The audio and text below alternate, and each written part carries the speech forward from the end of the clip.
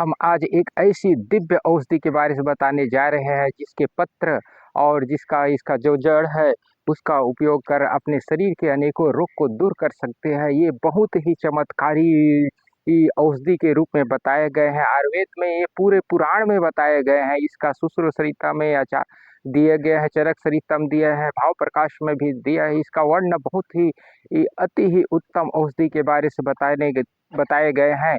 और हमारे वैदिक वैदिक जो ज्योतिष के हिसाब से इसका भगवान शिव जी का जो पत्र है उसे चढ़ाने के लिए बहुत ही उत्तम माने गए हैं। लेकिन आयुर्वेद में हमें इसकी औषधि गुण बताया गया है। इस औषधि गुण इसमें वात और कफ को शमन करने वाले बताए गए हैं। इसे बहुत ही ये पित्त को बढ़ाने वाले, थोड़ा सा पित्त को बढ़ा देते हैं। इसके शरीर में किसी प्रकार से अगर पित्त है उसे बढ़ा देते हैं। और वात और कफ के लिए बेहतरीन औषधि है। ये शुगर के लिए तो रामबाण बताए गए हैं। इसका जो पत्र है वो शुगर के लिए बहुत ही उत्तम औषधि माने गए हैं।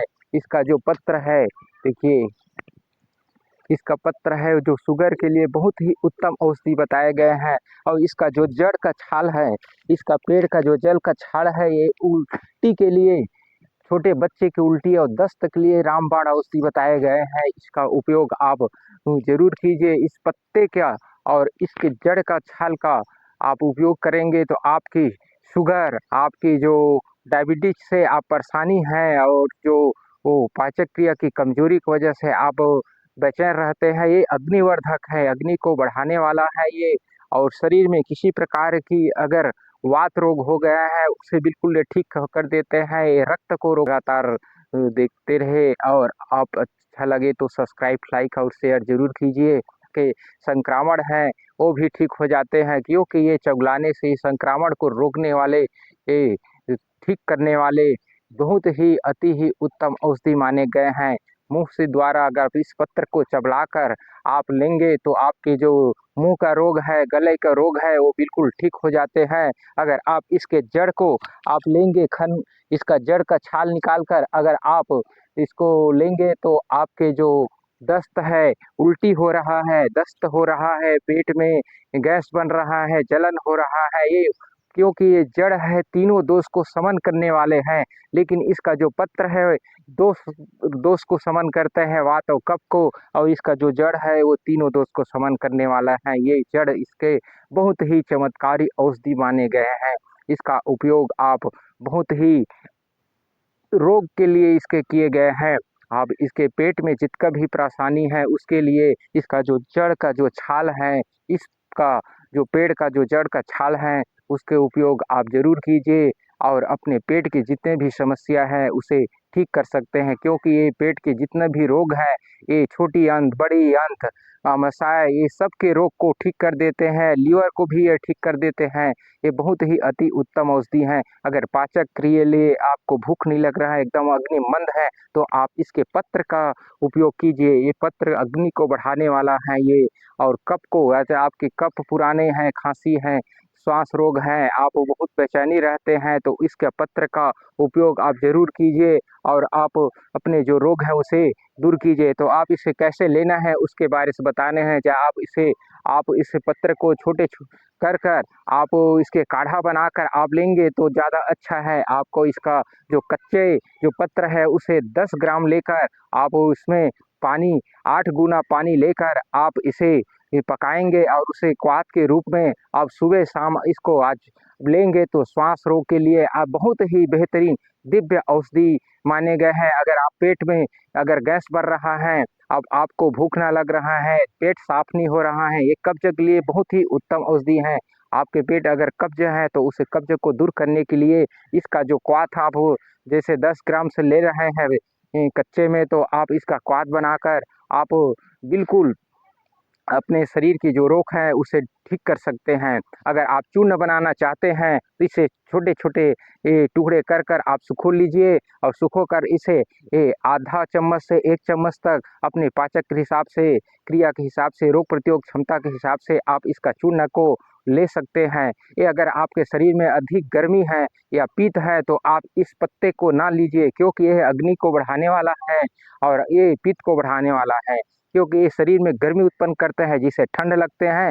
उसे ये अगर आप इस पत्र को जो क्वाथ है या पत्र को चबवा देंगे या फिर इसका चूर्ण खिला देंगे तो शरीर में ठंडापन है उसे तुरंत गर्मी उत्पन्न कर देते हैं। ये स्तनपाती के रोग के लिए बहुत ही उत्तम औषधि माने गए हैं।